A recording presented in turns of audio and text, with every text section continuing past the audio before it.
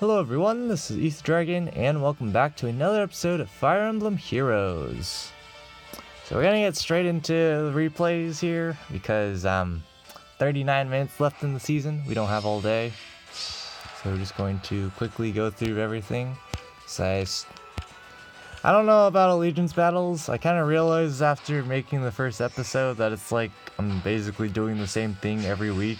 So really isn't anything special going on, so I think I'm gonna just use the Allegiance Battles videos just to talk about things and just like keep track of my rankings, I guess. Not that it actually matters, because there's no real noticeable way to keep track of what you get, but whatever. So we're gonna get the Future Vision meme, and there goes their Aversa. Yeah, it's just going to be a clean sweep for them at this point, because they can just keep hitting end turn, which is pretty optimal, not gonna lie. There's not much I can do. You'll see a lot of matches just people using units to tank, and it's usually Canagus because he's one of the better units to use nowadays. For one, he's colorless, and for two, he has pretty decent mixed bulk. He has basically a base kit out of the bat to decently tank things. Like his Lion King Fang already has like built-in enemy phase it's catered towards enemy phase. That's what I want to say. Gosh dang it. So here they're going to bait with Black Knight. Definitely an acceptable strategy. This is a red unit, and if you've seen anything in these replays, it's that you should either bait in a good spot or just use a red unit that can murder, like this Black Knight, and you just get an easy win. Literally can't do anything about it. It's like I'll see Canagus builds where there's tons and tons of bulk, like probably approaching the 80s, which is really cool to see for tanking memes, but of course when you're trying to beat that team, it's difficult, especially when they have a crud ton of HP. Even like Ulm, it's kind of questionable if there's a chance for him to win. Like if you use like an infantry pulse team with like Luna and stuff, maybe, but even then, like, so let's take that 80 defense. It's like, I guess technically there's like null follow-up and stuff, but the key point in the whole thing is Ulm can't one-shot, and if he can't one-shot, you're gonna have problems, because you can definitely engineer on offense to have enough attack to one-shot. Because again, that's the big thing with Ulm, is super strong player phase, but he needs to be able to live, and generally speaking he can live a hit most of the time, but when there's things like 4 advantage and team buffs and things going on, holy cow, things can get out of hand. But you get some combo stuff going on here. Yeah, we're just going to get the double rally from Nino, because that's all she's going to do. No Wings of Mercy on Nino. I might do it, honestly. Just put Wings of Mercy on everyone. I don't know. It's like here, earlier, if I had Wings of Mercy, I could have taken out Air then. I don't know. But everyone's just gonna murder themselves to Freed. And at this point, it honestly doesn't matter here if I had a rally on Lilna or not, because I'm pretty sure Azura just would have attacked anyways, because she does way more than 5 damage, so they're able to pick up the win barely, but a win nonetheless. Still incurring super heavy losses, of course, so not the greatest win. But as you can see, most of the strategy, tank, tank, tank. And I'm kind of just like thinking about what I could do to kind of deal with this tank strategy. The first thing I'm thinking is like, maybe I use Est, but then it's like, I have to be able to compete with Canigus's speed, and like this particular Canigus only has 31 speed, 35 enemy phase, so it's definitely conceivable to get S to just casually double naturally. The problem, of course, is, well, that doesn't quite work too well because there's something called people using him with Kaden, people using him with Male Corn and other units, so Canigus can be pretty fast, and it's not like I can set up a flyer ball to where I can get White Wing Spear to activate and murder. So I don't know. I don't know what to do. And of course, the Svalin Shield Canigus just wrecks the whole idea, but I think in general it'd just be useful to have an Armor Slayer. It's better than Sheeta, because honestly Sheeta hasn't been doing much in these recent weeks. It's mostly been like chipping down units when she gets in Wings of Mercy range, or when Kaden gets into Wings of Mercy range or whatever. But it's like not much is actually happening. We are on this replay, right? I don't remember. I'm actually just gonna go back. I don't remember. No, yeah, I'm pretty sure we just went through this one. But my memory does not serve me well. Okay, yeah, we did. Alright, quality content, Kappa. Alright, so we're gonna go into this replay if it's not gonna lag on me. So, yep, just the usual. A lot of people are level 5 plus 1 forts, myself included. Because it's like, you can't really do much on defense unless you commit a lot of resources. And there's like, quote unquote, free to play stuff available, but it's like, if you really don't have any of the fodder, and you need to get it from Grails, that's a lot of Grails. And well, I'm not too keen on using Grails for building a defense that probably still won't work. So here they just surrender because, well, they had to bait in that spot out of 10.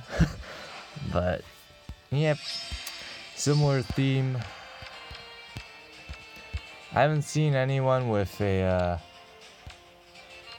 level 3 plus 1 offense fort, so I'm pretty sure at this point I'm always going to be at a disadvantage. Maybe one of these replays already had a level 3 plus 1 and I wasn't paying attention, and that would be true regardless, but here Nino's going to do a little bit, but it's not going to do anything too meaningful. So what do you think they're going to do here at this point? Back off? Go in? Yeah, if you guys go in, you gotta question it. I'm just saying. I don't know about you, but this doesn't look like a good idea to me. I'm just gonna take out some units one by one. A little awkward. Yeah, I'm pretty sure that didn't need to happen, but it happened. And at this point, I can't pull off any other meme shenanigans, so Ripperonis. Kind of surprised here they didn't greed, because they have tactics room, so they could have picked up an ether structure maybe, but they didn't. So it's another technical win for me, I guess, Kappa. And of course, the big theme with these replays is the same units show up. Someone brings like their Marissa +9 Marissa. Definitely super cool. Like, I definitely appreciate people using some other units other than the usual staples. But of course, they have basically all the other staples, so it's just Marissa. But, you know, when in doubt, use a red unit to tank my team, and they've been in a good spot. Like, there's no drawback here to them baiting from the spot, because they're obviously gonna wall everything. My team has no offensive power whatsoever. If you check out my Lucino for dank attack stat. Yep. And it's not like even if I bring in if I somehow got +10 Ophelia overnight and started using her on my defense, not much would change if I'm being perfectly honest, because she does not pack enough damage. Like, you would need chill res and a bunch of other techs to maybe get a kill against like those Canaguses, or maybe against like, of course, the Halloween Mers and like some of the other red units you can maybe get the kills, but it's like for everything else it doesn't really work. It would work against the noobs at least, and maybe against the Vantage users, maybe. I kind of forgot where we are again. Gosh dang it. I'm really out of it. If you didn't know, well, I guess I'll show this replay since we haven't seen this yet. But I did stream myself summoning on the Legendary Heroes banner, and well, I'd say it went pretty decently. I'll talk about it in the Allegiance Battles video how it went, because I kind of don't want to talk about it in an Ether Raids video.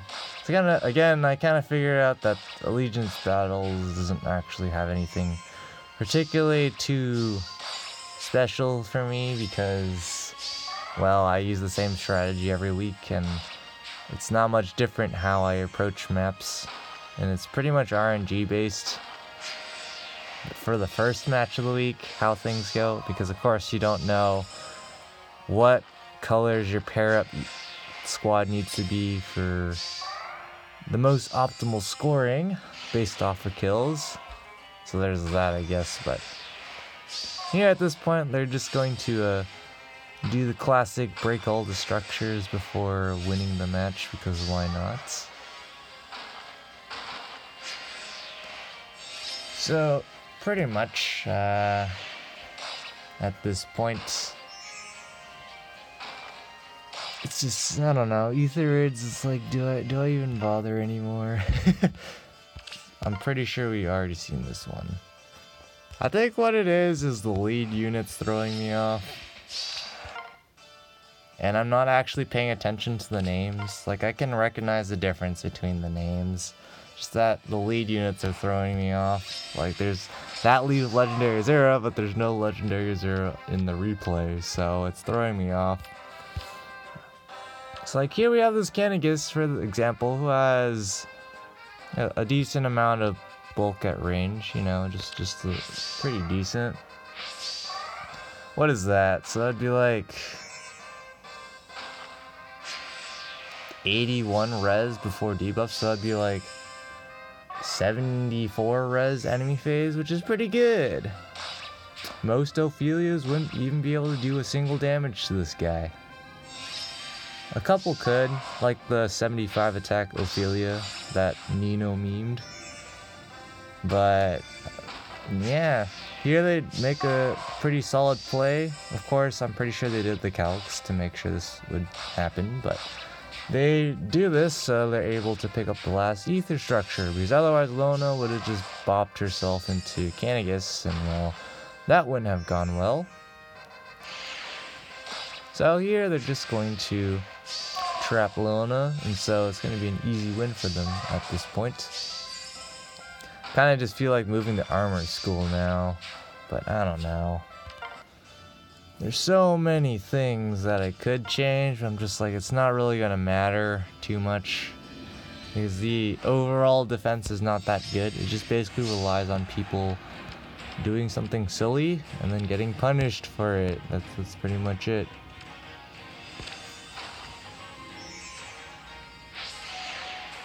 They're gonna test the bolt trap here, which is definitely a smart play. So now they just sit back and heal up, and they can just do whatever they want. This is literally all you have to do if you're going to hit end turn in the spot everyone seems to like to hit end turn on. Like, I don't know about you, but is it that hard to just test the trap? I don't know.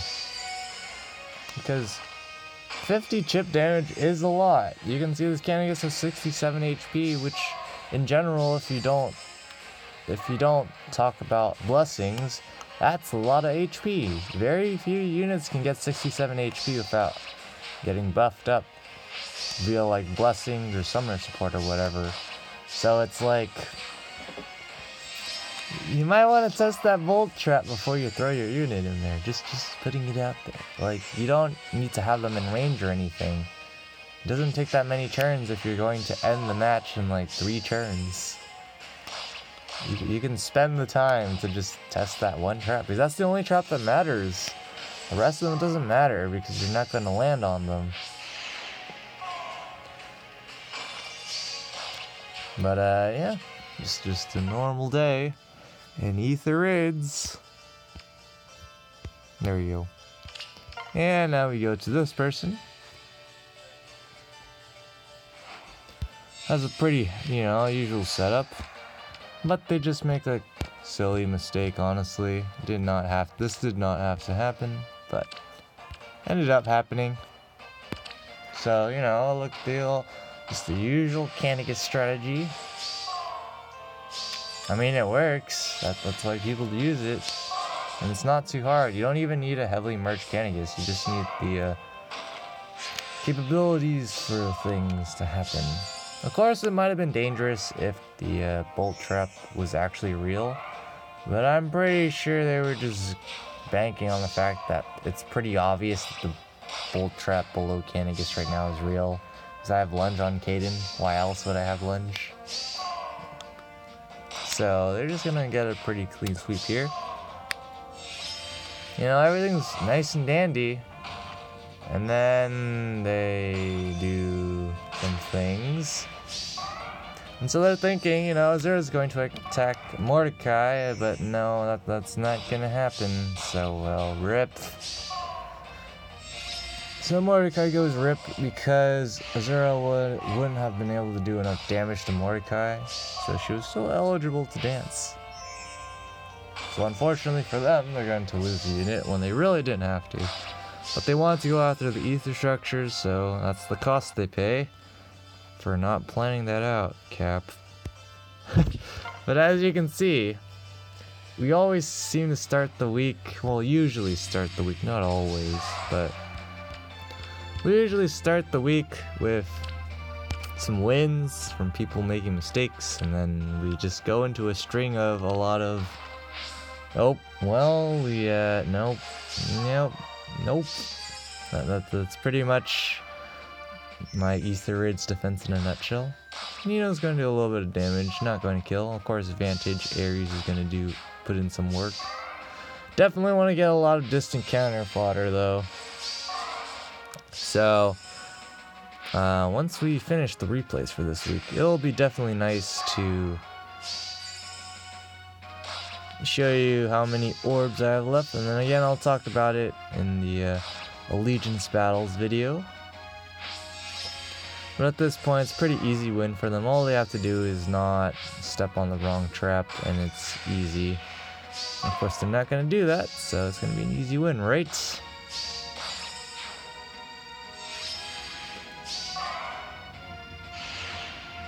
So here I just troll. I'm not sure what they were trying to do there, but I mean, it works out. It was just a risky play, but it works out. So they didn't have to do that. Okay, now I forgot where we are because the lead units are throwing me off again. Gosh dang it. I guess this is the next one. Yep, lots of level 5+1 offense forts. No surprise there. And this fire sweep, pretty standard stuff. Plus 10 Olivia looking pretty decent, but of course that's with plus 8 to all stats, so no surprise there. And they're just gonna take the pretty obvious approach. There's nothing wrong with them going from the right side. Just gonna get an easy clean sweep here as far as I'm concerned. Because Nino isn't going to be doing much. Lucino will do a little bit, but she's just gonna get bopped. Zera's gonna get bopped, and Caden's gonna get bopped. I mean, there's not really much I can do.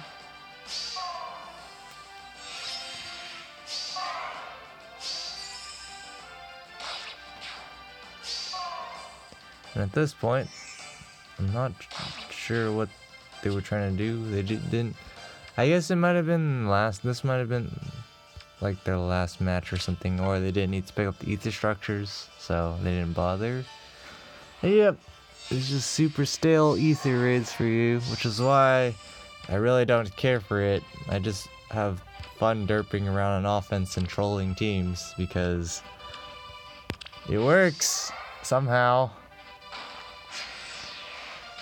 It's really strange. I don't know. This week it really seems like Nino was just tanking and not vantage nuking. It's definitely a strange week for sure. Yep, just the usual. Use a good red unit and hit end turn. Just take some zeros. You can take some damage because you're not going to take damage from everyone. And then you just heal up and easy wins. So here there's no rallies or anything. They have everything isolated so they can guarantee things happen.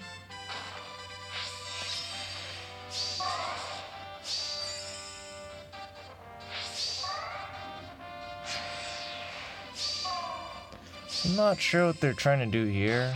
This probably, they probably didn't need the ether structures, so they're just setting up buffs for Erica so she can consistently just face tank everything. So there's that. Yeah, this is rematches by people. It's a very common thing to do because if you're not a whale, there's no way you can have a level 5+1 fort, offensive fort, and a level 4 wait, what did I say? There's no way you can have a level 4+1 defensive fort and a level 5+1 offensive fort, so rematching just makes sense. Of course I just don't rematch, because why should you, Cap? Just the usual end turn tactics, nothing my team can do. So yeah, I don't know if I'm gonna even... I don't even know if I should bother commentating these anymore because it's just the same thing every week. It really is, because it's nothing too special. Next season's gonna be pretty brain damage though. Legendary Azura and air bonus just means people have a lot more flexibility with the teams they can use. So I don't expect good things on defense next week. But somehow, somewhere, we'll probably still get good results. I don't know. And last but not least, final replay. And I gotta quickly do the Allegiance Battles video, I guess. Just the same theme over and over. Kind of wonder how these teams where they use like a red tank like Erica fare. Because I honestly think Erica's pretty darn strong, but I wonder how they fare against like a team where they have with a super buffed up AoE Ophelia with chill res support on the team. I wonder how well they do. That's kind of interesting because when you one-shot a lot of units like this, unfortunately I don't have Swordbreaker on Legendary Lucina anymore, so not able to one-round KO Melkorin. Would have been nice, but I mean, there's something called just moving Melkorin one space back, so not much there.